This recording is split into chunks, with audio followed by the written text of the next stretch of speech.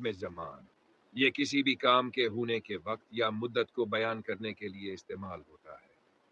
اس میں زمان ان الفاظ میں شامل ہوتا ہے جو ہمیشہ وقت کے تعلق کو ظاہر کرتے ہیں، جیسے دن، مہینے، سال یا وقت کے کسی خاص حصے کو۔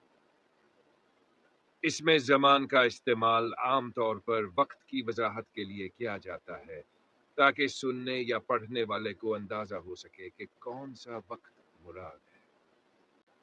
مثالیں: صبح، یہ لفظ دن کے اس وقت کو ظاہر کرتا ہے جب سورج نکلتا ہے۔ شام، یہ لفظ دن کے اس وقت کو ظاہر کرتا ہے جب سورج غروب ہوتا ہے۔ رات، یہ وقت کے اس حصے کو بیان کرتا ہے جب اندھیرا ہوتا ہے۔ اور مہینہ، یہ ایک مدت کو ظاہر کرتا ہے جس میں تقریباً 30 دن ہوتے ہیں۔